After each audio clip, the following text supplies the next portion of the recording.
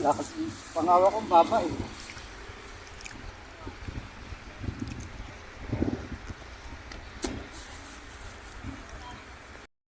Ako yung stick.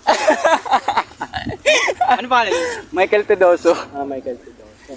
Sikat niya ako eh. Kaya. Oh, sikat ako. Makapanood ko yung mga vlog niya eh.